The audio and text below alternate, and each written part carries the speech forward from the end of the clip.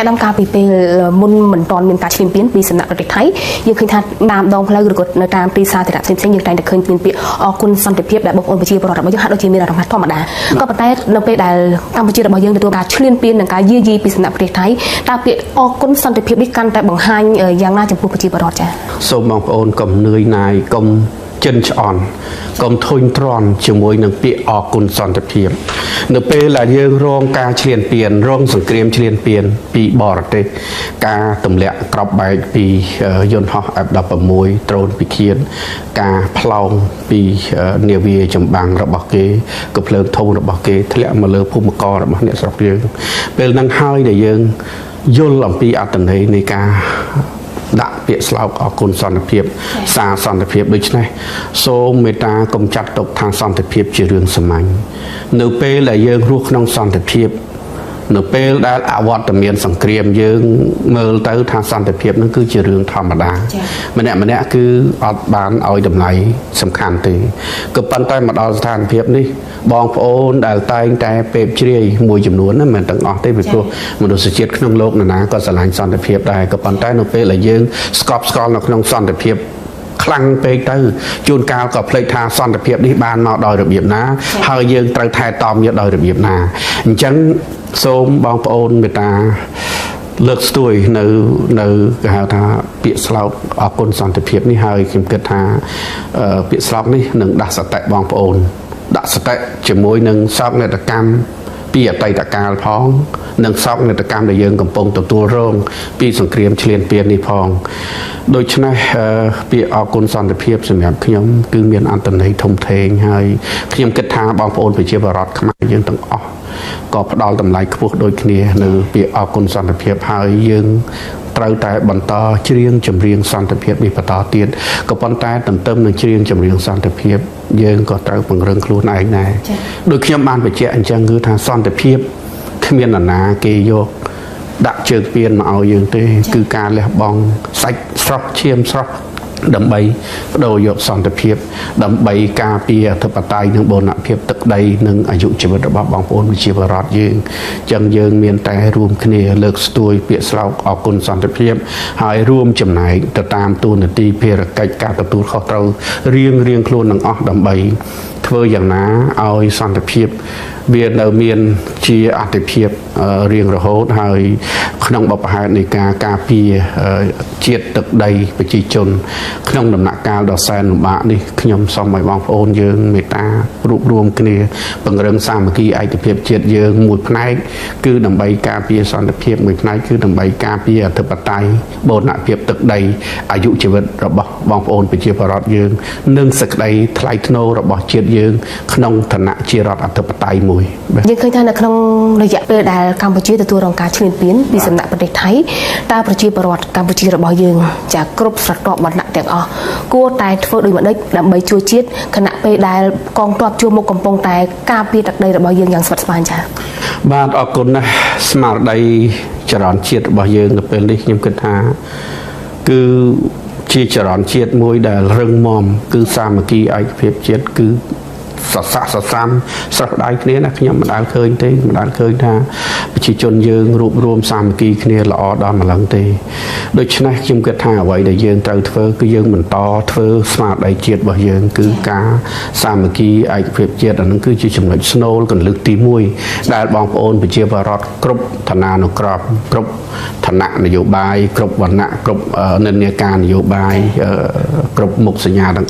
អានឹងគឺចំណុចទី1ចំណុចទី2គឺបន្តជួយគ្នាផ្សារភ្ជាប់សមរភូមិមុខនិងសមរភូមិក្រោយឥឡូវយើងឃើញចរន្តជាតិយើងដែលជួយគ្នានេះខ្ញុំមានមោទនភាពកន្លែងខ្លះមើលទៅឃើញចង់អួលដល់កដែលឃើញបងប្អូនប្រជាពលរដ្ឋយើងលោកសស័កសស្រាំគឺខ្លះមានលុយបន្តិចបន្តួចគឺមានអ្នកខ្លះគាត់អ្នកសុំទានអ្នកខ្លះគាត់អ្នកដើរទិញអត់ចាយនេះគាត់បេះពីមាត់បង្រត់ពីកយកលុយចូលមូលនិធិដើម្បីជួយវីរៈជនកងទ័ពរបស់យើងវីរៈកងទ័ពរបស់យើងនៅជួរមុខដូចជាបងប្អូនជនភៀសសឹកតាមបណ្ដោយព្រំដែនដែលយើងកំពុងតែនៅជួបប្រទះការលំបាកហ្នឹងគឺ ជាងកន្លះលានអ្នកច្រើនណាស់ជាបន្ទុកសង្គមជាបន្ទុករបស់បងប្អូនប្រជាពលរដ្ឋធំណាស់អញ្ចឹងស្មារតីចែករំលែករបស់បងប្អូនប្រជាពលរដ្ឋយើងនៅពេលនេះគឺជាខ្ញុំអាចថាជាបន្លកក៏បានជាដើមឈើក៏បានសូមឲ្យដើមឈើហ្នឹងឬក៏បន្លកឈើហ្នឹងវារីកលូតលាស់ហើយវាចប់ដិតដាមនៅក្នុងសង្គមខ្មែរយើងយូរអង្វែងតទៅមុខទៀតអាហ្នឹងចំណុចទី2ចំណុចទី3ខ្ញុំគិតថាឥឡូវនេះយើងពើប្រទះនឹងសត្រូវឈ្លានពាននេះគឺគេប្រមាថយើងខ្លាំងណាស់ដូច្នេះដើម្បីកុំឲ្យគេប្រមាថយើងមានតែខំប្រឹងធ្វើម៉េចរួមគ្នាឲ្យធ្វើឲ្យជាតិយើងខ្លាំងជាតិយើងខ្លាំងទៅបានលុះត្រាតែមនុស្សយើងខ្លាំងអញ្ចឹងទេគឺថាបងប្អូនប្រជាពលរដ្ឋទាំងអស់ត្រូវនាំគ្នាបំពេញភារកិច្ចការទទួលខុសត្រូវរបស់ខ្លួនរៀងខ្លួននឹងឲ្យបានល្អហើយបងប្អូនសិស្សនិស្សិតនឹងខិតខំប្រឹងប្រែងរៀនសូត្រឲ្យបង្កើនមានចំណេះជំនាញបញ្ញាស្មារតីល្អមនសិការដង្កតេជាតិសុខភាពល្អទៅហើយយើង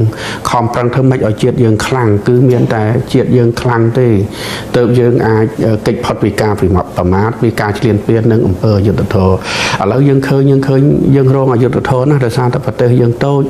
សេដ្ឋកិច្ចយើងទៀបហើយកម្លាំងតបយើងខ្សោយការប្រមាថរបស់សត្រូវឈ្លានពាននេះគឺសម្រាប់ប្រជាជាតិកម្ពុជាយើងមិនអាចទទួលយកបានទេក៏ប៉ុន្តែយើងមិនចេះតែអង្គុយទ្រាំឈឺចាប់ហើយយើងអត់ប្រឹងទេអញ្ចឹងខ្ញុំសូមឲ្យបងប្អូនប្រជាពលរដ្ឋខ្មែរយើងអស់យើងនាំគ្នាប្រឹងបន្តទៀតធ្វើម៉េចឲ្យរដ្ឋយើងខ្លាយទៅជារដ្ឋកម្ពុជានៅថ្ងៃខាងមុខទៅគឺយើងធ្វើឲ្យវិស័យការពារជាតិរបស់យើងឲ្យខ្លាំងគឺយើងត្រូវធ្វើទំនើបកម្មវិស័យការពារជាតិរបស់យើងបង្រឹងសមត្ថភាពកងទ័ពរបស់យើងធ្វើពិពិធកម្មសេដ្ឋកិច្ចវិនិយោគទីផ្សារហើយយើងចាប់ផ្ដើមធ្វើការអភិវឌ្ឍបច្ចេកវិទ្យានវានុវត្តន៍គំនិតផ្ដួចផ្ដើមថ្មីហើយលើកទឹកចិត្តឲ្យយុវជនដែលមានគំនិតផ្ដួចផ្ដើមដែលគាត់អាចផលិតអាចធ្វើឲ្យបានគឺយើងបន្តនៅស្មារតីគំនិតផ្ដួចផ្ដើមស្មារតីជាតិដល់យុវជនរបស់យើងអញ្ចឹងគឺយើងមានតែធ្វើបែបហ្នឹងទេហើយចំណុចមួយទៀតគឺអ្នកនយោបាយសុំកុំដោយសារតែនិន្នាការនយោបាយសុំកុំដោយសារតែផលប្រយោជន៍នយោបាយឬផលប្រយោជន៍ក្រុមហើយយើងសុខចិត្តឈរមើលឲ្យសត្រូវឈ្លានពានគេបន្តឈ្លានពានយើងដូច្នេះនៅដំណាក់កាលនេះគឺជាដំណាក់កាលដែលខ្មែរយើងត្រូវការសម្លេងតែមួយគឺសម្លេងជាតិខ្មែរតែមួយហើយត្រូវចាំថាពេលនេះសត្រូវធំរបស់យើងគឺចោលឈ្លានពានគឺនៅសៀមឈ្លានពានគឺមិនមែនជាខ្មែរគ្នាឯងទេចំណុចកន្លែងហ្នឹងសូមឲ្យបងប្អូនខ្មែរយើងទាំងអស់មេត្តាចងចាំលើរឿងហ្នឹងបាទអរគុណច្រើនអាដាមជាចុងក្រោយអាដាមមាន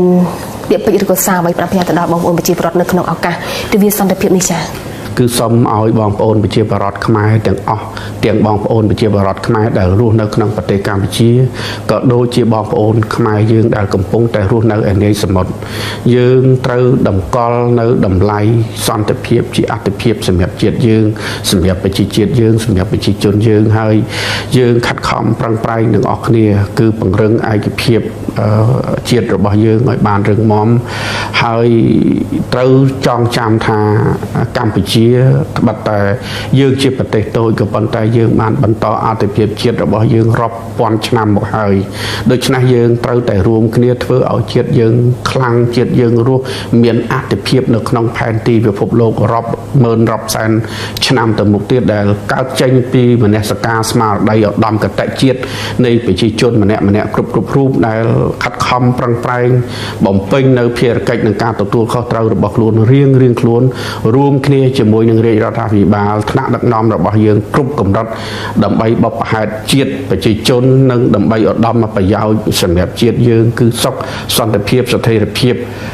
អភិវឌ្ឍនិងអធិបតេយ្យបូរណភាពទឹកដីរបស់យើងទាំងអស់គ្នាគឺមានតែខ្មែររួបរวมគ្នាទេទៅខ្មែរខ្លាំងបាទចា៎អរគុណច្រើនអាដាមចាស់នៅក្នុងថ្ងៃនេះដែលបានផ្ដល់ពេលវេលាដ៏មានតម្លៃផ្ដល់កិច្ចសម្ភារមកដល់អ្នកខ្ញុំនិងក្រុមការងារអាដាមចាស់អរគុណ